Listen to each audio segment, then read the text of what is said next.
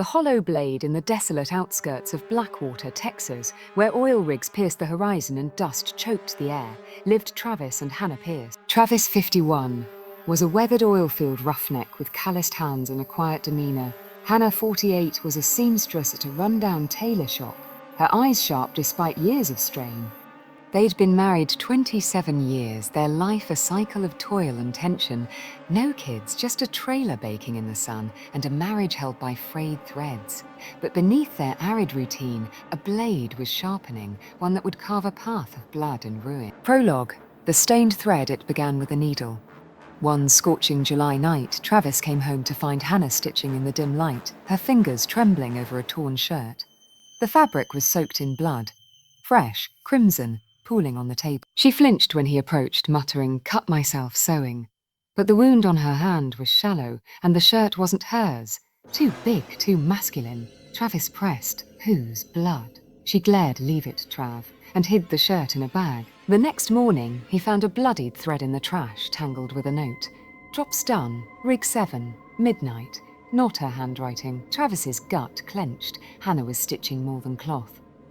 Chapter 1. The rig's shadow 4 nights later. Hannah said she was fixing a client's order late. She left at 9 p.m., her sewing kit bulky under her arm. Travis waited, dread rising. By 1 a.m., she wasn't back. He tracked her phone, off but last pinged near Rig 7, an abandoned oil platform miles from town. He grabbed his crowbar and drove. The rig loomed in the dark, Hannah's dusty Jeep parked beside a black SUV.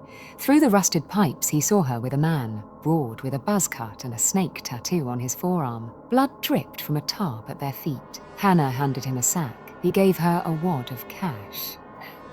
Travis's pulse raced. They weren't lovers.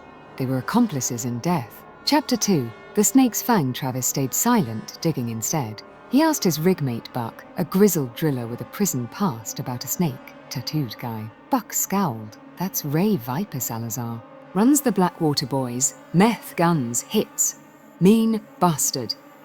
Travis hit the sheriff's old files. Ray, 53, had a rap sheet. Trafficking, assault, suspected murder, always slipped the net. No tie to Hannah, but Buck hissed, "He's got a woman who patches things up, quiet one." Travis searched her Jeep. In the trunk, a switchblade crusted with blood and a photo of Hannah and Ray, dated 89, laughing in a bar. On the back, Ray and H, always. Travis's world cracked. She'd buried this for decades. Chapter 3. The bloody seemed Travis grew ruthless. Hannah started locking her kit, burning scraps in the yard, coming home with singed hair. One night, while she slept, he pried open her sewing box. Inside, $25,000 in blood-stained cash, a ledger of drops, $180 K total, and names, some slashed in red, a note in Ray's scrawl. She's freeing. Next hits hers. He called his old rig boss, Cole, an ex-Texas Ranger turned recluse. Cole rolled in, steely and suspicious. "That's a death tally," he said, eyeing the ledger. "Hannah's not just sewing, she's stitching corpses." Chapter 4.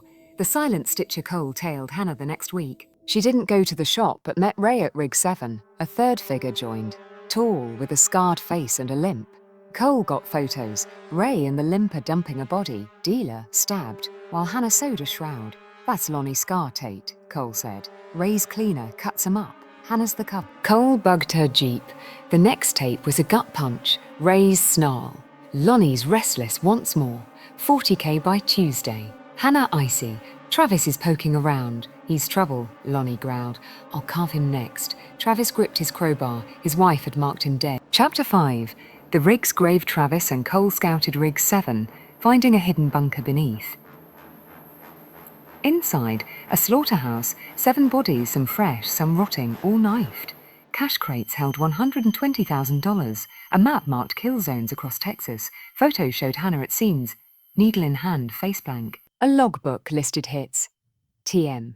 Snitch, 710, $12 K. Travis choked. She was a butcher. He recalled her uncle, killed in a rig accident. Had Ray pulled her in then? Or was she always this dark? Chapter 6.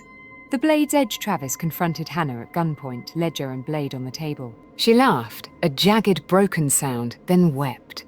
"Ray's my cousin," she said. "Mom's side, kept it quiet. We ran scams as kids. After he got out last year, he brought Lonnie's psycho with a knife. They made me kill or bleed. She confessed to stabbing a TM.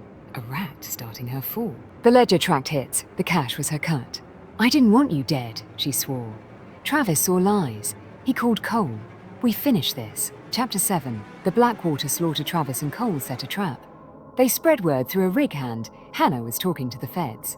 That night, Rig 7 boiled with rage. Ray cursed her. Lonnie sharpened his blade. Travis and Cole filmed. Ray confessing kills. Lonnie detailing cuts. The D, tipped by Cole, stormed in. Gunfire erupted. Lonnie knifed an agent, taking a bullet to the throat. Ray charged, shot dead mid-swing. Hannah dropped her needle as cuffs snapped on. The bunker yielded 8 bodies, $220,000 in cash and meth, Blackwater boys' doom. Hannah's prince tied her to 4 murders. Her ledger damned her. Chapter 8. The dust settles. Hannah got life. Murder, no parole. Ray and Lonnie rotted in the dirt. Their empire crumbled. Travis didn't stay for the trial. He torched the trailer, sold his gear, and vanished into the Texas plains. A hollow man. Epilogue. A blade silent Blackwater's rigs creaked on, their shadows hiding the path. Travis drifted, haunted by Hannah's laugh and the glint of her needle. She sent a prison letter. Regrets, please. He let it blow away in the dust. Some cuts he knew never healed.